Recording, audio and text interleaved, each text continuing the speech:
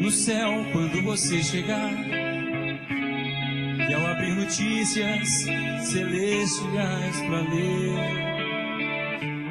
vai descobrir que as derrotas aqui foram consideradas vitórias pelos anjos. E ao lado do seu nome no livro da vida está escrita a palavra campeão. Está escrita a palavra campeão. Está escrita a palavra campeão.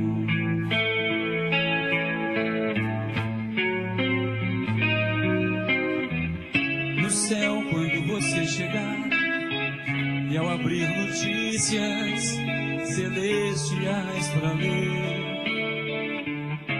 vai descobrir que as derrotas aqui foram consideradas vitórias pelos anjos.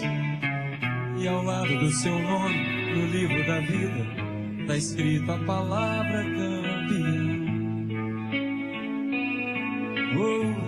Está escrito a palavra campeão. Está escrito a palavra campeão.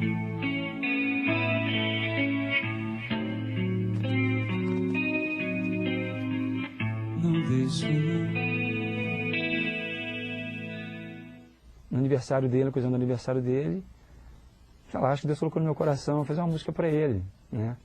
Ele que homenageou tantas pessoas, merecia alguma coisa, assim. É lógico que foi minha primeira composição gravada e o que importava ali era o sentimento que estava por trás daquilo, né? Não a composição em si, mas os sentimentos que levou a compor essa música para ele, que é um amor que ele conseguiu contagiar todo mundo, um amor que Jesus contagiou a vida dele, e ele nos contagiou também, assim, né? Sorriso amigo, coração poeta, asas livres só para voar, peito aberto, você canta a vida, que te ensina e leva-nos a amar. O tempo passa e com ele os anos. Isso é difícil. E ainda há tanto para se aprender. Você entende e não desanima. Vai ser difícil.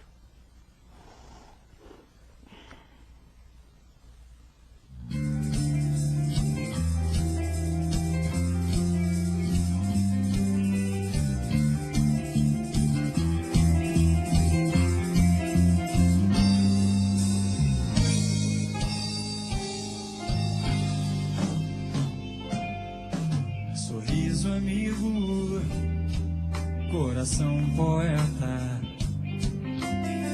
asas livres só para voar, peito aberto, você canta a vida e te ensina e leva-nos a amar. O tempo passa e com ele os anos, e ainda tanto pra se aprender. Você entende e não desanima, vai semeando a paz do teu viver. Um dia o sol nasceu mais lindo, você acordou com sua luz, de um sono escuro e sem sentido, e viu que o sol era Jesus, que te fez poeta, soltando suas asas pra você voar. Braços abertos, ele deu a vida, morrendo numa cruz só pra te salvar. Aleluia, meu amigo poeta. Aleluia, grande amigo poeta. Um dia o sol nasceu mais lindo. Você acordou com sua luz, e o sono escuro e sem sentido, e viu que o sol era Jesus, que te fez poeta, soltando suas asas pra você voar. Braços abertos, ele deu a vida, morrendo numa cruz só pra nos salvar. Aleluia, meu amigo poeta, aleluia, grande amigo poeta.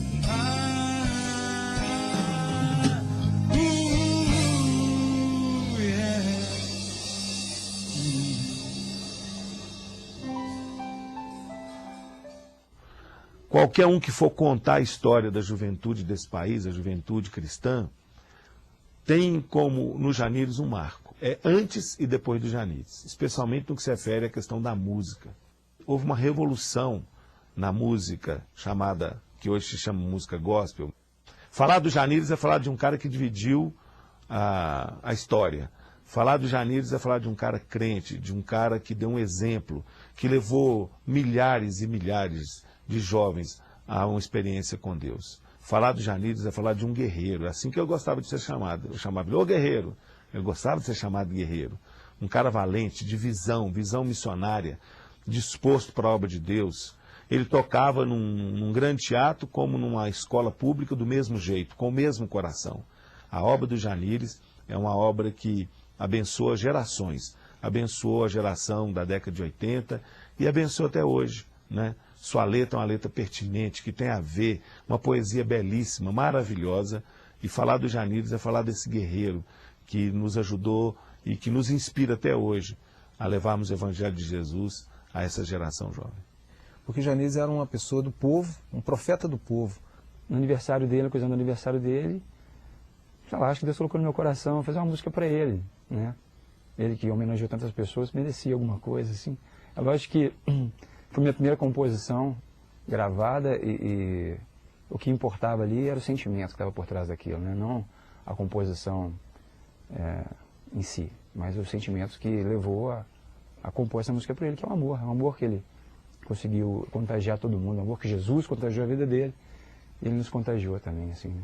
Sorriso amigo, coração poeta, asas livres só para voar, peito aberto, você canta a vida, que te ensina e leva-nos a amar.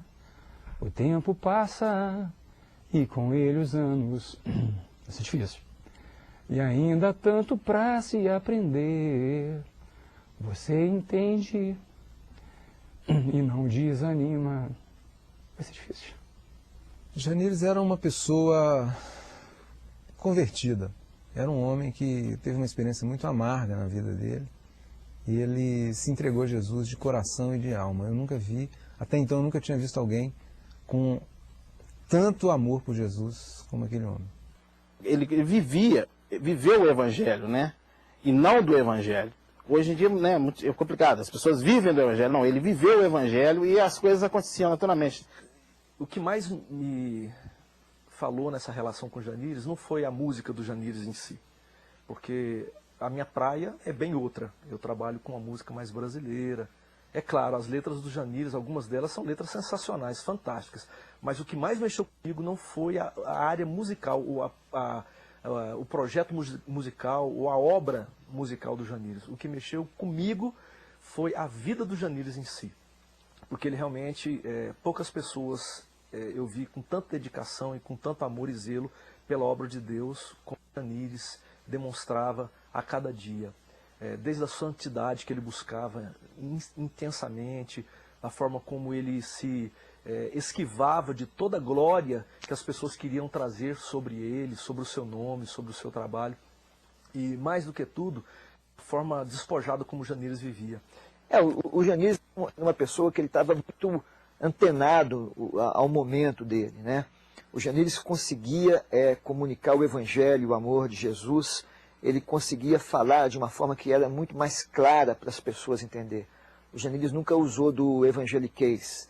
Ele trazia a eternidade da mensagem numa roupagem mais contextual.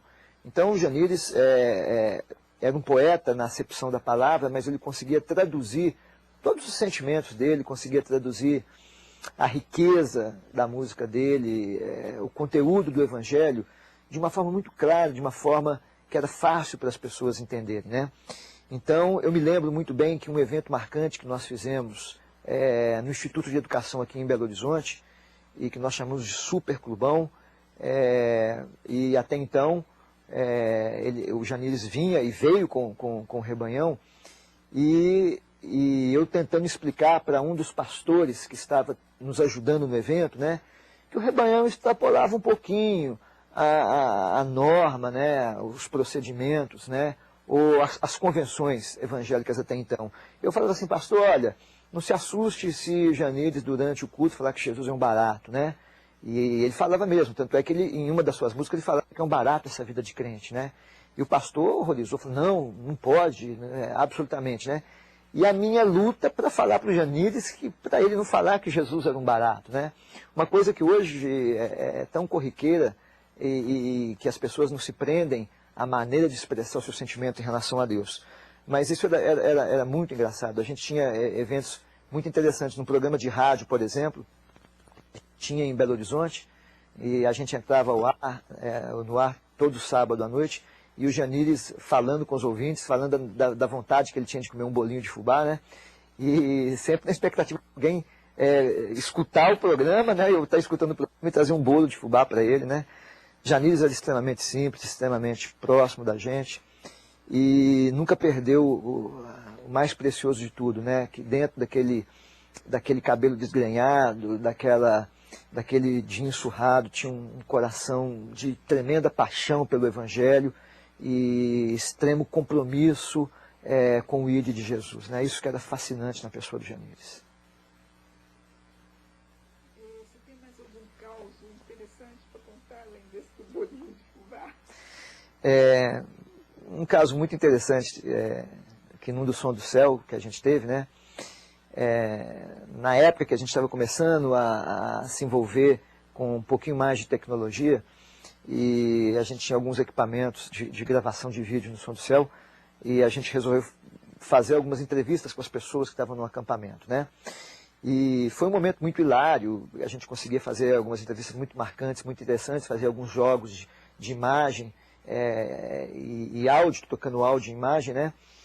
E a gente não conseguia absolutamente tirar o Janires para fazer alguma coisa engraçada com ele. Ele que era extremamente engraçado, ele que era uma pessoa que alternava entre o ser, às vezes, seco, tímido, retraído, e às vezes extremamente espontâneo, alegre, brincalhão. Mas essa entrevista foi marcante, porque a gente depois colocou, né, no telão para todo o pessoal que estava no Som do Céu, e o pessoal tirava gargalhadas, né? Porque era uma oportunidade única para a gente ver um pouquinho do Janires como ele era na intimidade, né? Então, era muito legal. O Janires era um cara que sabia cativar a gente, né? Às vezes, trabalhando no escritório, um calor louco, né? Janires chegava assim com um refrigerante em lata, que ele fazia questão de comprar, trazer. Então, assim, são muitos casos, são muitos momentos que foram muito marcantes na história com o Janires, que trouxeram uma marca que a gente guarda para sempre.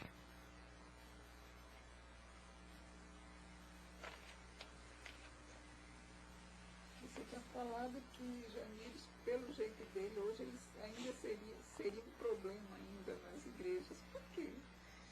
Por quê? Porque o Janires rompia com os costumes da época. O Janires era um cara que estava muito na frente do seu tempo, né? O Janires estava enxergando sempre anos na frente, em termos de tecnologia, em termos de visão do mundo. Era um cara que era muito interessante, que ao mesmo tempo que ele não tinha o estereótipo do evangélico, a linguagem dele não era o evangeliquez, as roupas, o jeans surrado, a camisa xadrez muitas vezes, o cabelo desgrenhado, as letras extremamente contextuais, mas que não tinham paralelismo com as letras que eram cantadas até então nos inários evangélicos. Apesar disso tudo, o Janiles era um cara dos cultos de vigília, das reuniões de oração, da pregação do evangelho puro, desinteressado, de não mercadejar a palavra. Então, o Janiles, ele era extremamente comprometido com a palavra, mas fugia completamente do estereótipo. Então, ele tinha muita dificuldade em entrar em algumas igrejas mais conservadoras. Mas a partir do momento em que as pessoas o conheciam, tudo isso se rompia, caía por terra, as pessoas conseguiam entender toda a dinâmica, toda a sinceridade, todo o altruísmo, todo o comprometimento que o Janiles tinha com o evangelho, então essas barreiras caíam naturalmente. O Janiles era uma pessoa muito singular. Por quê? Ele parecia com aquele cabelo, né? Parecendo um bozo, todo pá, todo sarará. Ele chegava nos lugares, assim, as pessoas assustavam, porque ele, como se diz, era o contra a cultura, né? Era um cara que chegava, aquele visual esquisito, às vezes assim, dirigia louvor de bermudão, né? Aquela coisa toda. Mas vou falar a sinceridade, foi a pessoa mais crente que eu convivi até hoje, que eu pude conhecer. O que mais me chamava a atenção por ele ter sido um servo autêntico, ter Jesus como Senhor e Salvador da vida dele, como Senhor e Salvador da vida dele. Era um exemplo de cristão autêntico que amava intensamente Jesus. Eu digo isso nas suas atitudes, no seu dia a dia, no seu desprendimento das coisas materiais. Uma pessoa que se doava por inteiro, não só à obra, mas aos irmãos.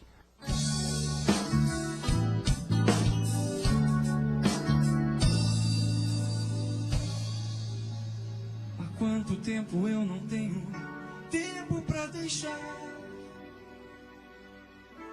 você pentear os meus cabelos e contar histórias do livro da sua vida, em que eu sou um dos capítulos que, modéstia à parte, você gosta mais. Mamãe, tô com muitas saudades das guloseimas gostosas que você fazia pra me alegrar. E se não pôde fazer, não tem nenhum problema. Eu tenho a receita de um bolinho de fubá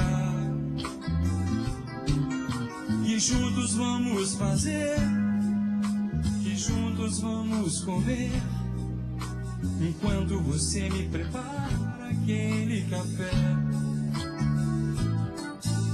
Muitas foram suas noites mal dormidas ao meu lado.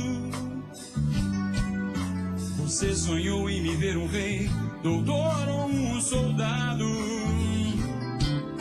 O mundo quase me destruiu, e se não fosse o Rei Jesus viver, morrer por mim naquela cruz, eu não estaria hoje aqui podendo te agradecer. Mamãe, I love you, eu amo você.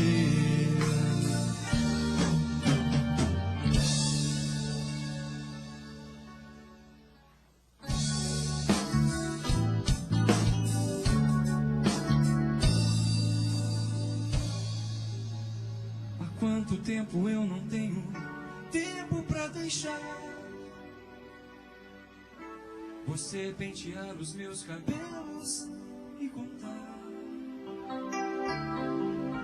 histórias do livro da sua vida, em que eu sou um dos capítulos que, modéstia à parte,